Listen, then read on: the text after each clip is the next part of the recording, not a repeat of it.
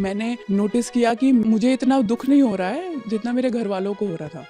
वो बोल रहे कि अरे चेहरा बिगड़ गया है लड़की का, उस पे धब्बा लग गया है, शादी कैसे होगी। शादी ना अच्छी बात है ना बुरी बात है, छोटी बात है। मैंने उनको साफ बोला हुआ है कि मैं नहीं खुश रह पाऊंगी शादी के बाद, तो आप क्यों करवाना चाह रहे हैं। तो बोलते कि सबकी होती है तो तुम्हारी भी होगी।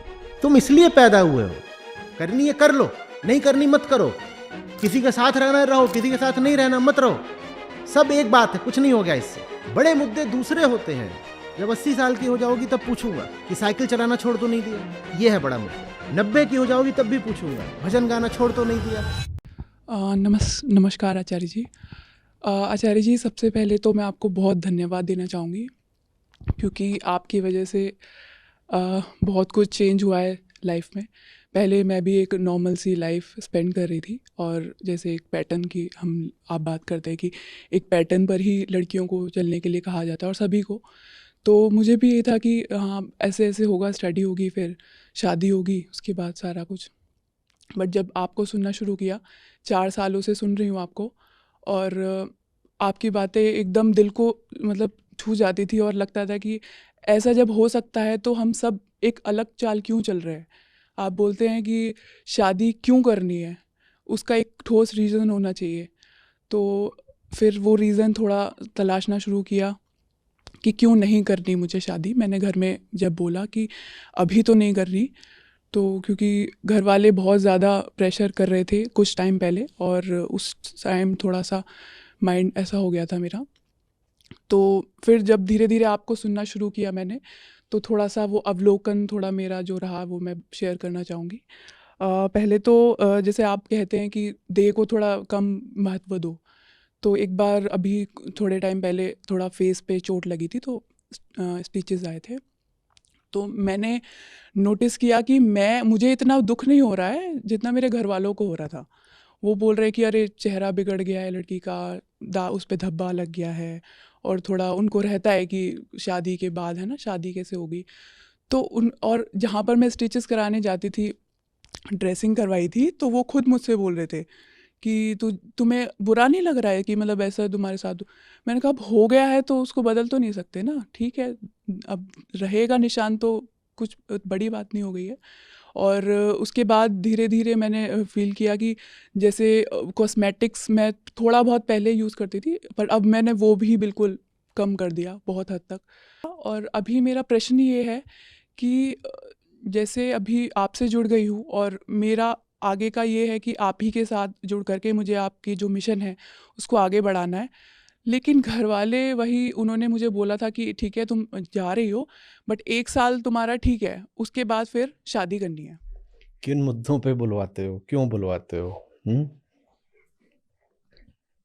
क्या बोलूं इन मुद्दों पे?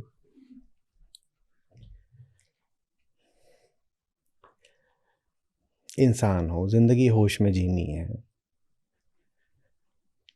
होश माने बिल्कुल साफ साफ समझना मैं क्या कर रही हूं, क्यों कर रही हूं। सब साफ साफ समझ करके जो ठीक लगे कर लो बाबा। कोई श्लोक नहीं आता है, न उपनिषदों में न गीता में, जिसमें विवाह शब्द एक बार भी उल्लिखित हो।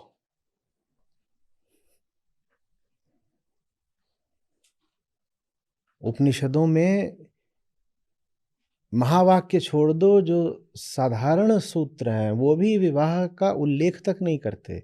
न ये कहते अच्छी बात है, न ये कहते बुरी बात है। वो कहते हैं ये सब तुम देख लो, हम क्या बताएं इसमें। उनका काम है हमें होश देना।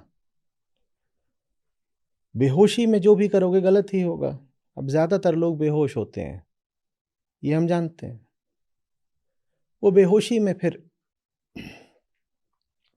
जिंदगी की गाड़ी खींचे जाते हैं। आप बेहोश होते हो तो अपने ऊपर तो विश्वास आएगा नहीं। तो जिधर सब दूसरों की गाड़ियां जाती दिख रही हैं, उन्हीं के पीछे पीछे अपनी जिंदगी की गाड़ी भी लगा देते हैं। कोहरे में ऐसा होता है ना, देखा है? कोहरे में लोग काफिले बना के चलते हैं, एक दूसरे को बिल्कुल नहीं जान रहे होते, पर 15-20 गाड़ियां एक के पीछे एक लग जाती हैं कोहरे में, और सबको क्या भरोसा होता है, आगे वाला चल रहा है तो ठीक ही चल रहा होगा, उसमें सबसे आगे वाला है। निकले वो आगरा को पहुंचा दे जयपुर, तो पूरा काफिला सीधे जयपुर पहुंचेगा।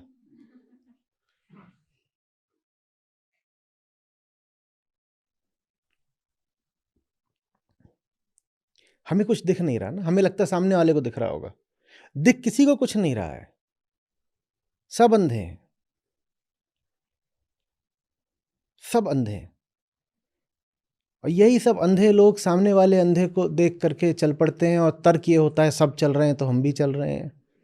उसी से हम जिंदगी के सारे फैसले कर लेते हैं। मात्र विवाह की बात नहीं है भाई, विवाह हमारी जिंदगी की पूरी कहानी का एक अध्याय है। कोई नशे में पूरा उपन्यास लिख रहा हो तो उसके हर अध्याय में वही बेहोशी होगी।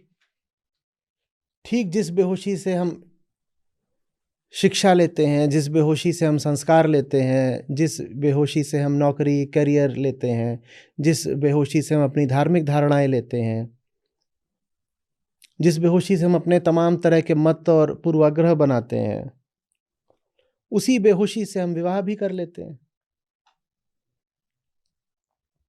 ऐसा ही है ना।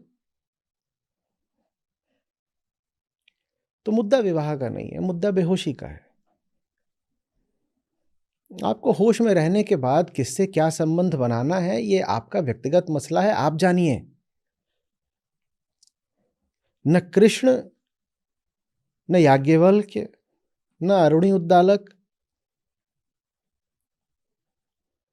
ये सब बड़े सज्जन और बड़े विनम्र लोग थे।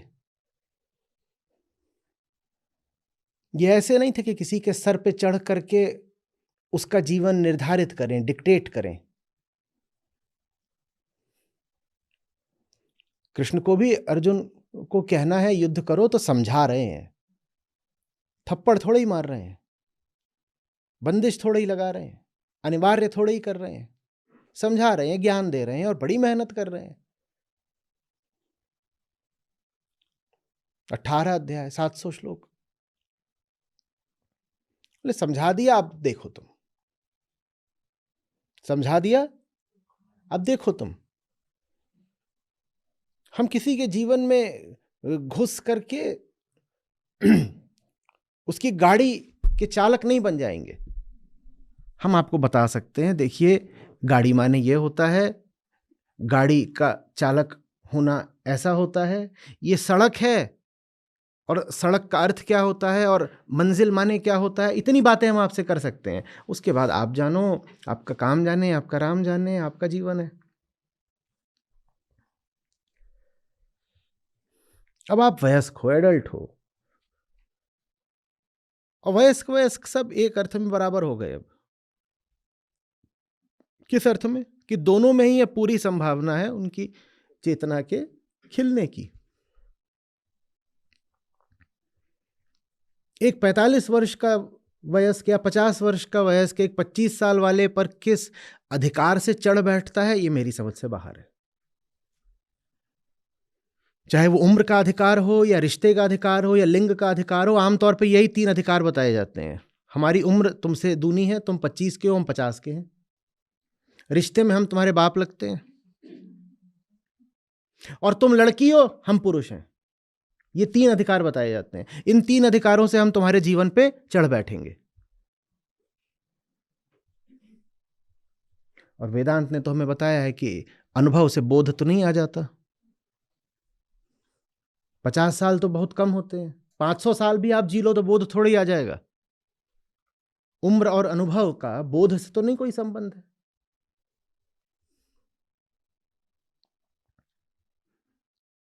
और ना हम ये कह रहे हैं कि 25 के होने से बोध पैदा हो जाता है।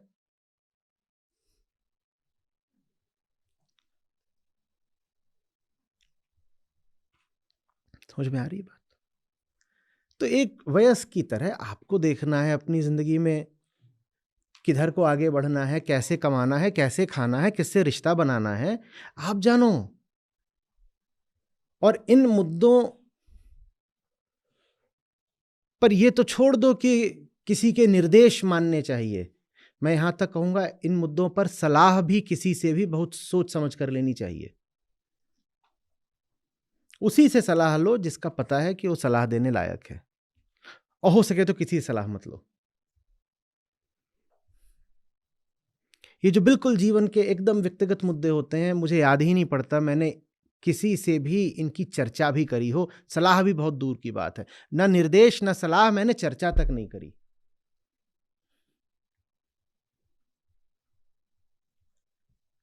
मेरे हृदय का प्रश्न है भाई, मुझे इसमें नहीं आवश्यकता लग रही मैं किसी से इसका उल्लेख भी करूं, मैं देख लूंगा। बात बहुत आंतरिक है, बहुत आत्मिक है।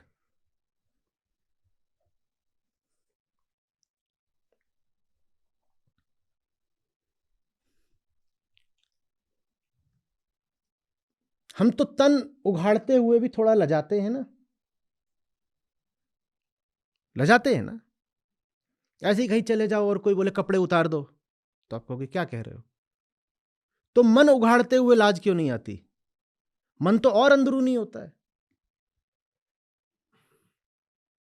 बाहर की चीजें दिखाते हुए तो शर्म नहीं आती ना। कोई आपका कपड़ा देख ले, आपको कोई शर्म आ जाती है उसमें? कपड़े तो आप दिखा ही रहे हो अपने, कोई शर्म आ जाती है क्योंकि बाहरी है।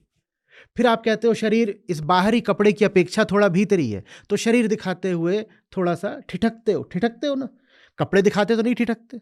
और कपड़ों में भी कुछ कपड़े बाहर के होते हैं, कुछ कपड़े अंदर के होते हैं। बाहर के कपड़े बिल्कुल आसानी से दिखा देते हो। दिखा क्या देते हो? प्रदर्शन ही करते हो, ये देखो मेरे बाहर के कपड़े, ये देखो, ये देखो, दिखाते ही हो। भीतर के कपड़े उतनी आसानी से नहीं दिखाओगे। चलो भीतर के भी दिखा दिए, अब उसके बाद कोई कहे शरीर ही दिखा दो, तो वहां और ठिठकोगे, कहोगे शरीर ऐसे कैसे दिखा दें।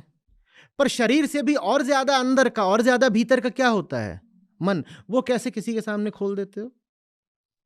जब तन नहीं खोल सकते तो मन कैसे खोल देते हो? इतनी गहरी, इतनी भीतरी बात ये कोई और तय करेगा? कोई और तय करेगा? क्यों तय करेगा? तुम पागल हो, विक्षिप्त हो, बेहोश हो, क्या हो, रिटार्डेड हो, क्या हो, कि तुम्हारे ये सारे फैसले कोई और ले तुम्हारे लिए?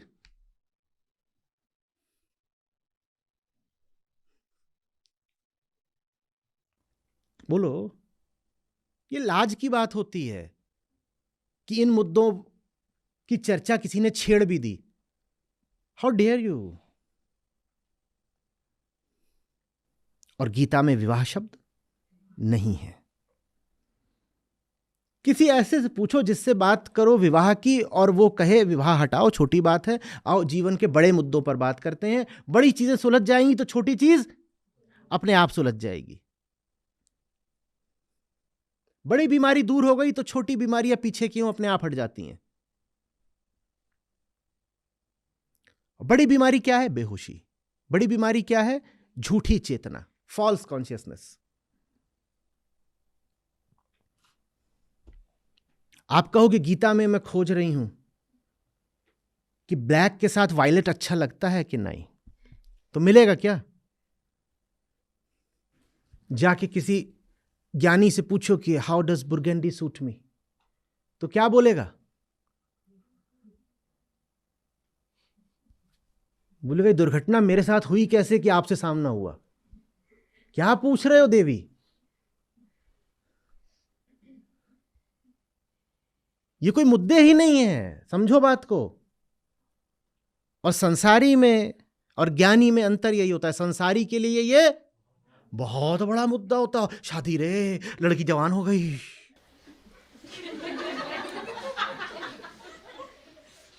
लड़की को भी पता नहीं होता वो जवान हो गई है। घर में बाप को ज्यादा पहले पता चलता है जवान हो गई है, जाने कौन सी नजर है बाप की, और पीछे पड़ जाएंगे। और बाप को भी ना पता चले तो चचा को पता चलेगा, पड़ोसी को पता चलेगा, कहेंगे आपको एक खबर देनी है, क्या? लड़की आपकी जवान हो रही है। और हमें तो पता ही नहीं था, जन्म तो तूने दिया है, डेट ऑफ बर्थ तू ज्यादा जानता है।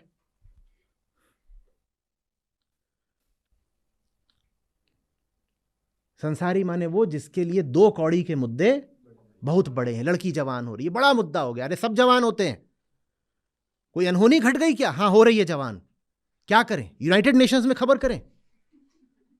इतनी बड़ी क्या बात हो गई, लड़की जवान हो रही है तो? तू भी जवान हुआ, मैं भी जवान हुआ, सब जवान होते हैं। पेड़ पे एक फल भी लगता है तो वो भी पकता है, इसमें ऐसी क्या बात हो गई? पर देखा है ऐसे, ये खुफिया बात पता चली अभी अभी। जैसे बताना चाहते हो कि चीन ने अपनी न्यूक्लियर मिसाइल एकदम, हाँ वैसे आके बताएंगे आपकी लड़की जवान हो रही है।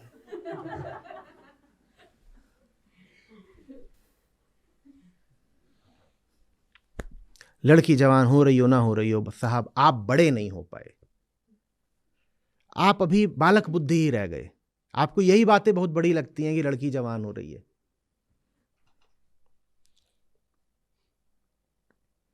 अध्यात्म के लिए सारी बातें छोटी हैं, तो ये छोटी ही बात है, छोटी सी बात है, कुछ नहीं रखा इसमें। बड़ा मुद्दा क्या है? बड़ा मुद्दा जिंदगी है। तुम पैदा हुए हो कि जानो, समझो, सीखो जीवन भर। 80 बरस की हो जाओ तब भी सीखते रहना। अभी किसने तो भेजा, 100 वर्ष का है, हाँ 101 साल के हो, टेनिस खेल रहे हैं। मैंने कहा मुझे भेजते ही रहना जब तक मर ना जाऊं, छूटना नहीं चाहिए मेरा भी। वैसे ही एक और था, वो 95 साल की दादी, और स्विमिंग में वही नहीं था कि बस वो वहां से कूद रही है, वो जो ऊपर प्लैंक होता है ना, उसको क्या बोलते हैं जिसमें से, हाँ वहां से कूद रही है वो 92-95 साल की दादी, और वो तैरती जा रही, एक के बाद एक, तीन उनके रिकॉर्ड। तुम इसलिए पैदा हुए हो, घूंघट कर लो शादी, मुझे कोई आपत्ति नहीं, किसी को क्यों कोई आपत्ति हो। अर्जुन ने शादी कर रखी तो क्या उन्हें गीता नहीं सुनाई कृष्ण ने?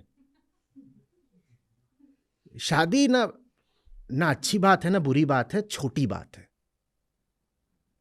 तुम कर लो तो भी ठीक, तुम ना करो तो भी ठीक, तुम्हारा मुद्दा तुम जानो। करनी है कर लो, नहीं करनी मत करो।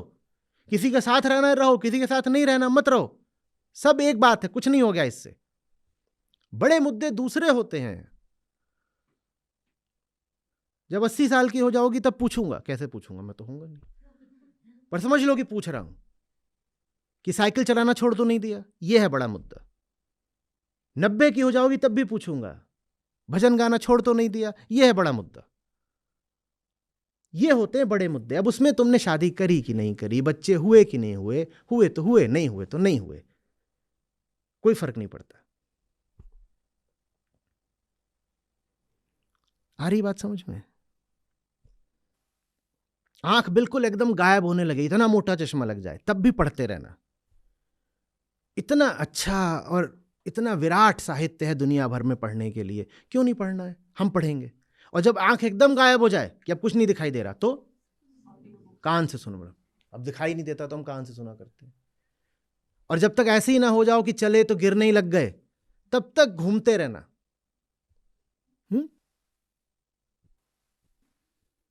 बहुत ना दूर जा पाओ तो कम से कम जिस क्षेत्र में वहां घूमो। और अभी अगर ताकत बची हो तो पूरा देश घूमो, ताकत भी बची हो, पैसा भी हो तो पूरी दुनिया घूमो। ये बड़ी बातें होती हैं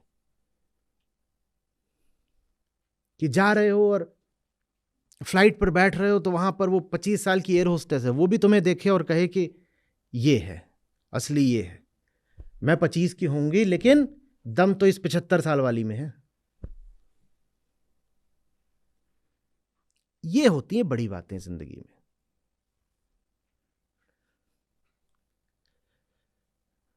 आ रही बात समझ में? आपको खुशी होगी इस नाते जो हमारी अपनी ऐप है जिसमें हमारे गीता और बाकी सब कार्यक्रम चलते हैं, यहाँ पर बुद्ध हैं, गीता है, उपनिषद हैं, अष्टावक्र हैं। ये मुझे मिले, मेरी ज़िंदगी बदली, ये तुम्हें मिलेंगे, तुम्हारी ज़िंदगी भी बदलेगी। सच पूछिए तो मतलब लाखों नहीं तो कम से कम हज़ारों ज़िंदगियाँ तो हैं जो बिल्कुल बदली हैं। 2 लाख से अधिक गीता प्रतिभागियों के साथ जुड़े आचार्य प्रशांत ऐप पर पहला महीना बिल्कुल फ्री गीता मिशन का पूरा एक्सेस। ऐप पर आपको मिलेंगे नियमित लाइव सत्र, हर दिन आचार्य प्रशांत के विशेष संवाद, गीता कम्युनिटी का एक्सेस, गीता परीक्षा, चयनित समाचार, ऑडियो बुक्स, कोट्स और भी बहुत कुछ। गूगल प्ले स्टोर या एप्पल ऐप स्टोर पर आचार्य प्रशांत सर्च करें और अभी डाउनलोड करें।